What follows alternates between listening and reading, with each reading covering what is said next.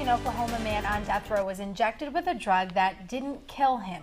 Less than an hour later, he died of a massive heart attack, prompting a new debate on the death penalty. Jay Davis is here to weigh in. So, very interesting case. Let's talk a little bit about it. Clayton Lockett, he was on death row for shooting a 19-year-old and then watching as she was buried alive. So now Oklahoma's governor is saying this man's case is an example of why the death penalty should be off the table. Do you think this gives some new fuel to death penalty opponents? Sure, it gives new fuel to it. Anytime you have something that seems to be a cruel treatment of somebody or something that just goes sort of exaggeratedly bad, that gives them more fuel to do that if that's what they want to do. Anybody who's against the death penalty would probably use that to show why it's bad. Now, here's the better question. What about his family? Can they sue over this botched execution? Well, you know, we always say you can sue for anything. Right. So they can start a suit that somehow there was some negligence involved, that this was done. If it was done as just a fluke accident, then, which would be the state's position, then there may not be recovery, but sure they could sue and they could claim that somebody messed up somewhere.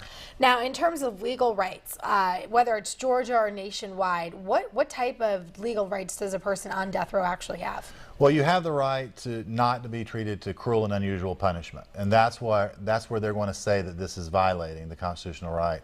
So whether or not this is cruel and unusual is going to be the debate, and whether or not it's a known propensity for this type of lethal injection is going to be a part of it. Well, an interesting question I was thinking about earlier when we initially talked about this was, you know, according to reports, Lockett writhed in pain. Again, he's accused of shooting a 19-year-old and then watching as she was buried alive. So does this punishment for him fit that crime?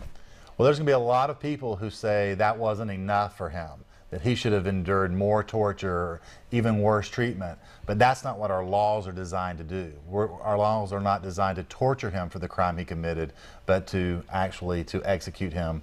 And most people agree we want to do that in a humane way. Now, on the opposite end of the spectrum, the Oklahoma governor, you know, some people are saying they're taking this man who was a murderer and turning him into a martyr for this cause.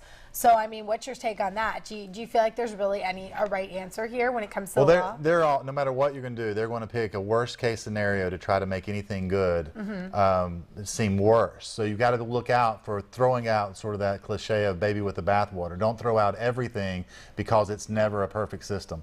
None of the laws that we try to enact are the perfect system.